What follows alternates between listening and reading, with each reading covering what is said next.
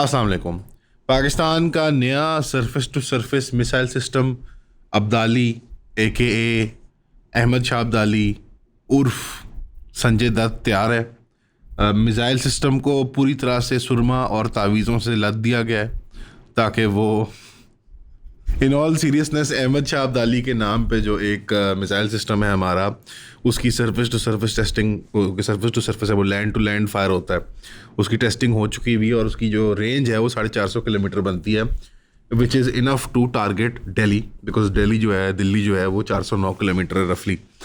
तो ये एक एस्केलेटरी टैक्टिक्स, हम LOC के ऊपर भी फायरिंग लाइव फायर एक्सरसाइजेस कर रहे हैं। हमारी एयरफोर्स भी काफ़ी एक्टिव हुई हुई है और वो आते जाते ख़बरें मिलती रहती हैं कि वो जो सॉर्टीज़ आते हैं इंडियन एयरफोर्स की तरफ से उनको वो वापस मोड़ देते हैं। ज़ाहिर बात है वो दूसरे को लॉक करके सिर्फ एक अलामती एक्सरसाइज के तौर पे जहाज़ डिस्पर्स कर जाते हैं। तो ओवरऑल एक पाकिस्तान की तरफ से मेरे ख्याल में ज़्यादा सॉलिड रिस्पांस रहा है और पाकिस्तान इस वक्त जो है वो एक सुपीरियॉरिटी की पोजीशन में बैठा हुआ है, क्योंकि इंडिया हर टिकिंग घड़ी के साथ, हर दिन गुजरने के साथ फेस लूज़ कर रहा है, ना सिर्फ डोमेस्टिकली बल्कि इंटरनेशनली। मिसाल के तौर पे गल्फ एलायंस से भी पाकिस्तान की बात हुई है UAE और सऊदी अरेबिया से कि वो प्रेशर डाल के कुवैत वगैरह इंडिया से डीएस्केलेट करवाएं। साथ ही साथ जो ये सारी एक्सरसाइजेज भी हो रही हैं और अब्दाली का टेस्ट भी हो गया है और IMF पे प्रेशर डालने की कोशिश की थी इंडिया ने, तो IMF ने रिजेक्ट किया। उन्होंने कहा हम अपनी लोन पॉलिसी जो पाकिस्तान से चल रही है उसको कंटिन्यू रखेंगे। तो पाकिस्तान को किसी तरह से सैंक्शन करने की अटैम्प्ट या आइसोलेट करने की अटैम्प्ट इंटरनेशनल बरादरी की तरफ से, इंडिया की तरफ से इंटरनेशनल बरादरी के थ्रू वो नाकाम रह रही है फ़िलहाल।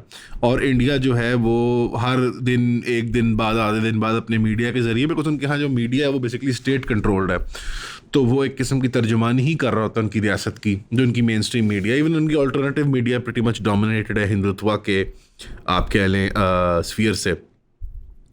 वो एक कांस्टेंट एक पैरानोया की, हिस्टेरिया की, वॉर हिस्टेरिया की सिचुएशन क्रिएट करना चाह रहे हैं। इसके बावजूद उनको उस सीरियसनेस के साथ यूरोपियन ममालिक से या वेस्टर्न ममालिक से रिस्पांस नहीं मिल रहा जितनी सीरियसनेस के साथ वो यूक्रेन और रशिया की जंग को देखते हैं। इसके बावजूद कि ये दोनों ममालिक न्यूक्लियर आर्म्ड हैं, ज़्यादा बड़ी तादाद है, ज़्यादा बड़ी आर्मीज़ हैं इनकी, इसके बावजूद इनको इतना सीरियसली नहीं लिया जा रहा इंडिया के ह्यू एंड क्राई को। और जाहिर बात है इंडिया का ब्लफ काफ़ी हद तक कॉल आउट हो चुका है मोदी गवर्नमेंट का, कि पाकिस्तान ने फुली एग्री किया कि वो एक न्यूट्रल इंटरनेशनल प्रोब के लिए तैयार है कि इन्वेस्टिगेट किया जाए और एविडेंसेस सामने रखी जाए कि कौन किसके मुल्क में टेररिज्म को स्पॉन्सर कर रहा है। DG ISPR ने काफ़ी कन्विंसिंग अपनी उसके अंदर, ऑलबिएट कॉमिकल, बहुत फ़नी वो एक ऑडियो नोट्स थे, बट जो क्रॉस बॉर्डर दहशतगर्दी के एविडेंसेस हैं वो उन्होंने एक्सपोज करके सामने रख दिए आवाम के सामने, और वो विलिंग है कि वो इंटरनेशनल बॉडीज़ में भी सबमिट कर, जैसे कि UN में हमने सबमिट कर दिए कि बलोच टेररिज्म को स्पॉन्सर करने में इंडिया का बहुत बड़ा हाथ है और हिस्टोरिकली भी रहा है। इसके बावजूद जो कश्मीरी मिलिटेंसी है और कश्मीरी रेजिस्टेंस है, उसके एतबार से अभी तक कोई एविडेंसेस सामने नहीं आई। इवन मिसाल के तौर पे जो सो क्लेम्ड 4 से 6 मिलिटेंट्स थे, फ्रीडम फाइटर्स थे जिन्होंने ये हमला किया पहलगाम का, उनकी ना कोई अता पता सामने आया है, ना उनकी कोई अरेस्ट हुई है, ना उनके खिलाफ कोई एक्शन लिया गया है, बल्कि एक्टिविस्ट जो कश्मीरी इंडिपेंडेंस की बात करते हैं उन्हीं के घरों को वो बम धमाकों से कलेक्टिव पनिशमेंट के तौर पे इंडियन स्टेट जो है वो फाड़ी जा रही है घरों को। ना सिर्फ ये एक वॉर क्राइम है, ये कश्मीर की जो इंडिपेंडेंट स्टेटस था प्री 370 उसको भी वायलेट करता है, किसी भी किस्म की कॉमन डिसेंसी को, इंडियन कॉन्स्टिट्यूशन को वायलेट करता है, और वो एक कलेक्टिव पनिशमेंट क्योंकि उन्होंने एक नॉर्मलाइज कर ली हुई मुसलमानों के खिलाफ हिंदुत्व के रिजीम के अंडर, चाहे वो योगी आदित्यनाथ की रिजीम के अंडर बुलडोज़र स्कीम हो, तजावुज़ात के नाम पे, इंक्रोचमेंट के नाम पे मुसलमान डिसिडेंट्स, कंप्लेनेंट्स, सवाल उठाने वाले एक्टिविस्ट, प्रोटेस्टर्स, उनके घरों को तबाह करना हो, चाहे कश्मीर के अंदर ये पॉलिसी जो परसू हो रही है, जहाँ जहाँ हिंदुस्तान की एक ऑक्यूपेशन की सूरत हाल है, चाहे इंडिया प्रॉपर के अंदर है, चाहे कश्मीर के अंदर स्पेसिफिकली हो, तो कलेक्टिव पनिशमेंट को एज अ पॉलिसी उन्होंने अडॉप्ट कर लिया और इसकी ट्रेनिंग जो है वो उन्होंने भरपूर इजराइल से हासिल किया है और शायद यकीनन वापसी में कुछ सिखाया भी होगा इजराइल को। तो इंटरनेशनल स्टेज के ऊपर इंडिया ने एक ओपन इन्विटेशन दे दिया है ग्लोबल कम्युनिटी को कि वो ना सिर्फ इस हमले को प्रोब करें बल्कि वो सवाल पूछें कि ये कश्मीर की सूरत हाल आज तक इतनी वर्स से बैड टू वर्स क्यों हुई जा रही है और ये अनरिजॉल्वेबल मसला क्यों बन गया। उन्होंने एक मिस्टेक कर दिया इस फॉल फ्लैग ऑपरेशन के ज़रिए कि उन्होंने अपने आप को ओपन कर दिया टू ग्लोबल स्क्रूटनी। और जो एक वेव बनी हुई है इस वक्त, anti colonial, anti settler colonial wave बनी हुई है पूरी दुनिया के अंदर, ख़ासतौर पे फ़लस्तीन और इसराइल को लेके, उस एक्टिविस्ट फ्रंट की सारी अटेंशन उन्होंने अपने ऊपर फोकस कर ली हैं। और ये बहुत एक डेंजरस गेम बन गई है इंडिया के लिए कि वो ना अब इसको, इस कबाब में जो हड्डी को ना वो निगल सकता है, ना वो उगल सकता है, ना वो थूक सकता है। निकलेगा तो पेट में जाके दर्द करेगी, थूकने की कोशिश करेगा तो अपनी आवाम पीछे पड़ जाएगी कि कबाब पसंद नहीं आया आपको तो आप खाएं खाएं खाएं। क्योंकि आवाम के अंदर भी उन्होंने एक हिस्टेरिया 20 साल, मतलब 20 साल से अगर आप कमेंट्री देखें मिसाल तौर पे इंडियन ऑनलाइन जो स्पेस में आम सिविलियंस के, कोई बॉट्स वगैरह नहीं, वो जैसे कन्विंस जैसे कि कोई फ़िलिस्तीन कोई स्टेटलेस मुल्क है, या कश्मीरी बेचारे ये मस्कीन लोग जिनकी स्टेट्स नहीं है, जिनके ऊपर काबजा कौमें आई हुई हैं, पाकिस्तान की वो इमेजरी इनके जहन में उसकी वो धौंस उन्होंने जमा दिया है कि जैसे पाकिस्तान भी कुछ स्टेटलेस से लोग हैं बेचारे, ना मुल्क ऑपरेट कर रहा है, ना पानी है, ना खाने को है, ना इकॉनमी चल रही है, और कोई छोटी मोटी जैसे वॉरलॉर्ड रिजीम है पाकिस्तान आर्मी। वही बात भूल रहे कि पाकिस्तान एक फुली फंक्शनल एक डेमोक्रेसी है, एक न्यूक्लियर आर्म्ड स्टेट है, इसकी ठीक ठाक ग्राउंड फोर्स भी और एयरफोर्स भी है। तो अब वो अपने इन डिल्यूजन्स के अंदर अपनी स्टेट से वो डिमांड कर रहे हैं जो कि इम्पॉसिबल है, क्योंकि एस्केलेशन लैडर पे Balakot was pretty much the Trump card जो इंडिया के पास था, वो खेल दिया उन्होंने। कुछ दरख्त और कुछ परिंदे वगैरह शहीद करके अपनी मुंह की भी खाई उन्होंने अभिनंदन के चक्कर में। तो अब एस्केलेटरी लैडर के ऊपर है नहीं सिवाय कि ग्राउंड इनकर्जन करें, या वो ऑल आउट वॉर करें, या स्मॉल स्केल कॉन्फ्लिक्ट कर लें। तो वो मेरे ख्याल में इंडिया इस वक्त अफोर्ड नहीं कर सकता ग्लोबल स्टेज के एतबार से। इंडिया की जो प्रिकेरियस पोजीशन है चाइना के एतबार से, क्योंकि इंडिया इस वक्त 3 तरफ से इस ट्रबल को फेस कर रहा है। पाकिस्तान के 2 फ्रंट्स हैं, हिंदुस्तान और अफगानिस्तान। अफगानिस्तान का फ्रंट चाइना की मदद के साथ बड़ा ईजिली रिजॉल्व हो सकता है। कुछ इकोनॉमिक और हिस्टोरिकल प्रॉब्लम्स हैं, वो रिजॉल्व हो जाए तो अल्लाह खैर सल्लाह। इंडिया को एग्जिस्टेंशियल मसाइल हैं चाइना के साथ, बांग्लादेश के साथ और इंडिया के साथ और पाकिस्तान के साथ। तो इंडिया के लिए ज़्यादा बड़ा प्रॉब्लम बन रहा है कि वो एक स्टेटमेंट भी आ गई है, वो जो मेजर साहब काम कर रहे हैं बांग्लादेशी गवर्नमेंट के साथ, कि जो इनकी नॉर्थ ईस्ट की 7 सिस्टर्स हैं, ये स्टेट्स जो हैं इनकी, ये मौके पर कर लेंगे अगर पाकिस्तान पे हमला होता है। ज़ाहिर बात है इस तरह के मौके देखते हुए आपके नेबरिंग कंट्रीज़ भी जो हैं, सिमिलरली चाइना ने ऑलरेडी क्वाड अलायंस के बनने के बाद डिस्प्ले कर दिया था कि फिजिकल कॉन्फ्रंटेशन के अंदर हिंदुस्तान नहीं तैयार चाइना से लड़ने के लिए। और उन्होंने एक लाइन ऑफ एक्चुअल कंट्रोल को क्रॉस करके, जहाँ पे नो फायरिंग जोन है, जहाँ पे कोई लाइव एमुनेशन नहीं चल सकता, उन्होंने बताया जाता है कि कुछ सुपरसोनिक वेपन इस्तेमाल करके इंडियन सोल्जर्स को स्क्रैम्बल किया, उनके दिमाग वगैरह, उनके कानों की सुनने की सलाहियत, और उनको पत्थरों और डंडों से जिनमें कील ठोके हुए थे उन्होंने मार मार के 20-25 उनके फौजी कत्ल कर दिए। इस बात को आज 5 से 6 साल हो गए हैं गालिबन, और आज तक जो प्राइम मिनिस्टर है मोदी, उसकी कोई डायरेक्ट अनइक्विवोकल स्टेटमेंट नहीं आई इस मौजू के ऊपर। यानी आप इमेजिन करें ईरान, अफगानिस्तान खुदा न खास्ता, या इवन हिंदुस्तान पाकिस्तानी फ़ौज के या बॉर्डर फोर्स सिक्योरिटी फोर्स के अफसरान को सरेआम दिन दिहाड़े, इनमें से कोई भी हमारा पड़ोसी मुल्क, चाइना भी हो सकता है, उनकी फ़ौज के लोग डंडे मार मार के हमारे 20 से 25 जवान शहीद कर दें, और हमारा तब का प्राइम मिनिस्टर और आज का प्राइम मिनिस्टर कोई स्टेटमेंट ही ना दे। ये एक इम्पॉसिबिलिटी है। और चीफ आर्मी स्टाफ की पेशी ना हो पब्लिक के सामने कि भाई ये क्या हो गया है, और वो जवाब दे ही ना करे एक कॉन्फ्रेंस में, DGISPR ना सामने तकरीर करे आके। तो ये नामुमकिनात में से, और हिंदुस्तान अनफॉर्चुनेटली जो है वो एक बहुत बड़े ट्रैप के अंदर फंस गया, और वो एक इस वक्त डिल्यूजन बेचने की कोशिश करेंगे कि पॉपुलैरिटी गिर रही है हिंदुत्व की, खासतौर पर इस इंसिडेंट के बाद के, कि हम कोई Chanakya level 4D 5D chess खेल रहे हैं, और अभी देखना हम कुछ करते हैं। ऑब्वियसली कुछ ना कुछ तो इंडिया करेगा, और ये इनेविटेबल है उसकी इस वक्त एज ए स्टेट, उसकी मतलब वो बन गई है मजबूरी, क्योंकि उसने जितना वॉर हिस्टेरिया ड्रम अप कर दिया और एक फॉल्स फ्लैग ऑपरेशन का इल्ज़ाम पाकिस्तान पे धर दिया विदाउट एविडेंस, तो उसको कुछ ना कुछ फैब्रिकेट करना पड़ेगा, और एक छोटी मोटी कोई इनकर्जन या कोई ड्रामा करना पड़ेगा। और वो 48-72 घंटे मजीद जो हम देखेंगे कि तो एक स्टैंड बाय पोजीशन भी होंगे पाकिस्तानी फ़ौज और एयरफोर्स और अवाम भी। लेकिन सवाल ये है कि लॉन्ग रन के अंदर इंडिया अपने आप को क्या कर रहा है। इंडिया अपने आप को उस आइसोलेटेड पोजीशन में लेके जा रहा है कि जहाँ पे वो टोटली डिपेंडेंट हो जाए अमेरिका के ऊपर। वो एक war on terror like Pakistan phase के अंदर एंटर कर रहा है, जहाँ रीजन में उसने ईरान से भी बिगाड़ी हुई है, हमारे केस में हिंदुस्तान से भी बिगाड़ी हुई थी, अफगानिस्तान से भी बिगाड़ी हुई थी, चीन को भी नाराज़ किया हुआ था, और दोस्त हमारा 100-200-1000 किलोमीटर दूर अमेरिका था। तो उसी तरह अगर इंडिया इस एटीट्यूड में जाना चाह रहा है, चाइना के ख़िलाफ़ अमेरिका की ट्रेड वॉर में एक अपने आप को बड़ा पंटर या प्लेयर देखना चाहता है, तो ये मैं बात याद दिलाऊं कि ब्रिक्स ममालिक के अंदर इंडिया जो है वो उन ममालिक में से जो आज तक ट्रेड डेफिसिट में ऑपरेट करता है, जिसकी अवाम आज तक ह्यूमन डेवलपमेंट इंडेक्स में इतने पस्त हाल में रहती है। तो इंडिया की जो इकोनॉमिक वो एक जो माइट बेचारा वो जो एक सेल्स और मार्केटिंग टैक्टिक के तौर पे अमेरिका पुश करता है चाइना के खिलाफ, वो एक पेपर टाइगर की शक्ल इख्तियार कर गया। देखने में आप कहेंगे हाँ ये टाइगर है, लेकिन बना हुआ तो कागज़ के ना, उस पर रंग शंग किया हुआ आपने। कागज़ तो ऐसे फाड़ के फेंक दो या आग लगा दो उसको, या थोड़ा सा पानी गिरे तो कागज़ पेजो के वो ख़त्म हो जाता है। तो हिंदुस्तान की इकोनॉमी की जो डिल्यूजन है, जो पेपर टाइगर जो दुनिया को सेल किया जा रहा है, वो लॉन्ग टर्म लास्ट नहीं करेगा। इसलिए अगर वो तीन तरफ अपने मुखालिफ फोर्सेस को पाल ले और तीनों ममालिक से बिगाड़ ले, टेक्निकली इंडियन डिप्लोमेसी का रिजल्ट है, ये हिंदुत्वा डिप्लोमेसी का रिजल्ट है कि आज बांग्लादेश सो कॉल्ड मुल्क आपने अलग आज़ाद करवाया था, वो एट लॉगर हेड्स आपके साथ खड़ा हुआ है। चीन जो आपका एक हिस्टोरिकल यानी एक तारीखी एक ट्रेड का रिलेशनशिप रहा है हिंदुस्तान के बिफोर इंडिया दी एंटिटी से पहले भी हज़ारों साल से, वो आज आपके इलाकों के ऊपर कब्जा करने बैठा हुआ है। और पाकिस्तान जो आपके सो कॉल्ड अखंड भारत का एक पूरा टुकड़ा है, वो और जो हमारे मकसद ना भूलने वाले मुसलमान भाई बहन हिंदुस्तान के अंदर बैठे हुए हैं, वो एक टिकिंग टाइम बॉम्ब है आपके लिए, आप चाहें या ना चाहें। जितने मर्जी लॉयल्टी टेस्ट ले लें आप इंडियन मुस्लिम से, वो एक सेकुलर रियासत की शायद इताअत कर लेते, लेकिन एक मुशरिक हिंदू रियासत की बिल्कुल नहीं करेंगे। और आप बगावत तैयार कर रहे हैं हिंदुस्तान के अंदर, बल्कनाइज और जो बल्कनाइजेशन ऑफ पाकिस्तान की भी ख्वाब देखते हैं हिंदुत्व वाले। It's so embarrassing.